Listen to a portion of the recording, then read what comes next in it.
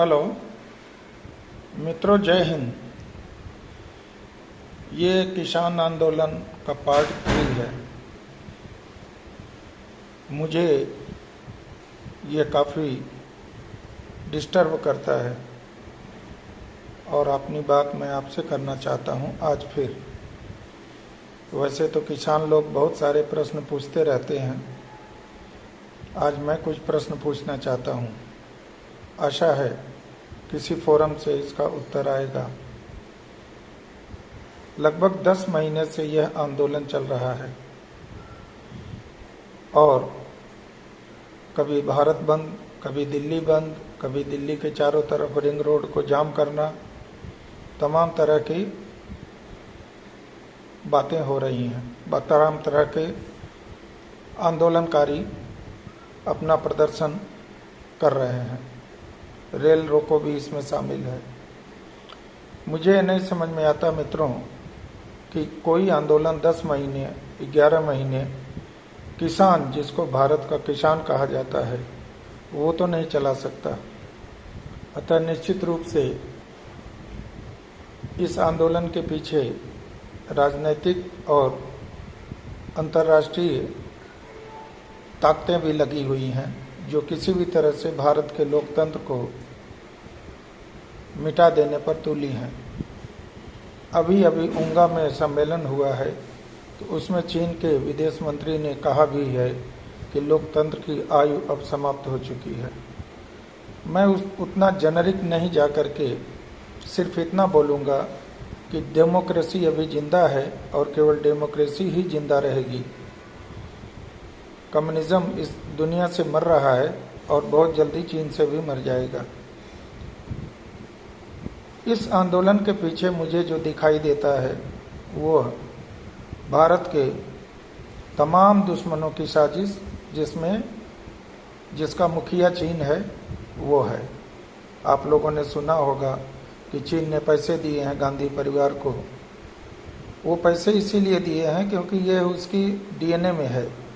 वो दुनिया के देशों को, उनके राजनीतिज्ञों को घूस दे करके वहाँ अस्थिरता पैदा करता है, ताकि उसके माफिक के राजनेता वहाँ शासन में आएं और बाद में वह उनको और घूस दे करके वहाँ अपनी मनमानी करे, उनकी ज़मीनें हड़पे, वहाँ अपना व्यापार फैलाए, उनकी कंपनियाँ खरीदे और वहाँ की अर्थव्यवस्था को तहस नहस करे।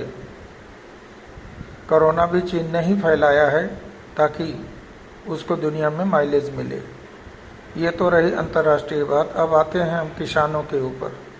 किसान कहते हैं कि यह कानून काला है और बिना इसके वापस लिए आंदोलन वापस नहीं होगा। किसान ये नहीं बताते कि इस कानून में काला क्या है। कायदे से उन्हें बताना चाहिए। 8-9 बार सरकार उनसे मिल चुकी है। 8-9 बार वो मीटिंग करके किसी भी नतीजे पर नहीं पहुंचते हैं। ना ये बता पाते हैं कि कानून काला है और ना ही कोई समझौते का रुख दिखाते हैं।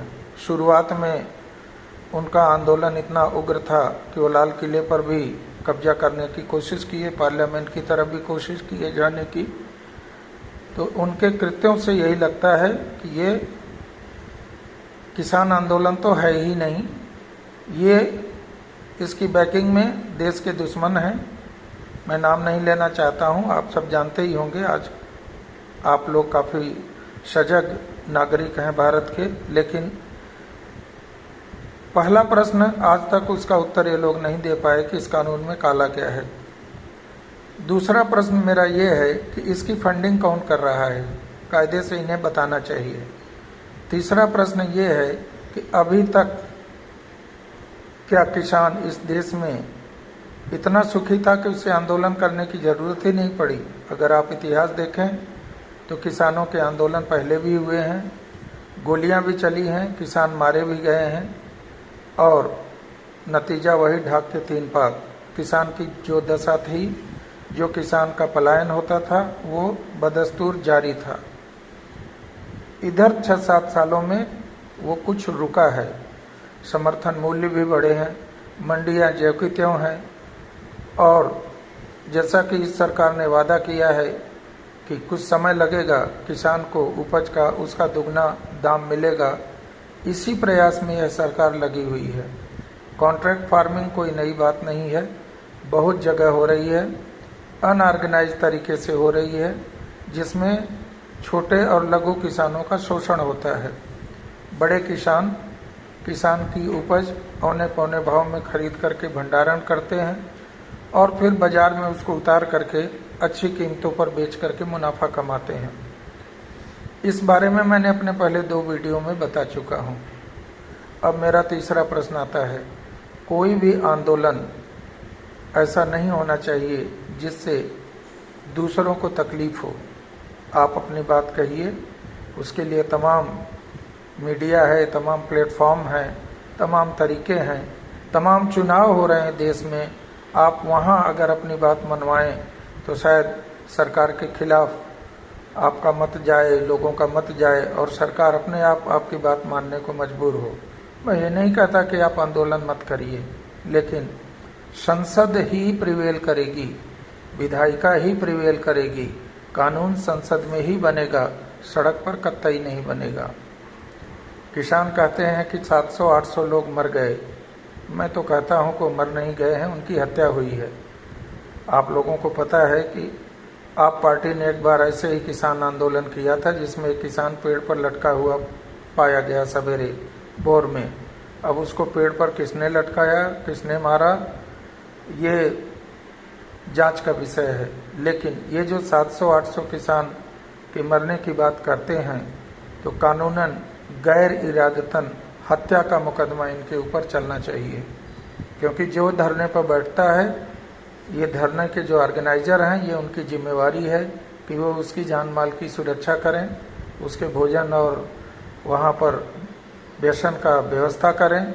अपने तो खा रहे हैं और उनको मार रहे हैं, क्या पता इन्होंने ही गला घोट के मारा हो। सरकार को इसकी जांच करनी चाहिए और ज़्यादा अब इनके नखरे नहीं बर्दाश्त करने चाहिए।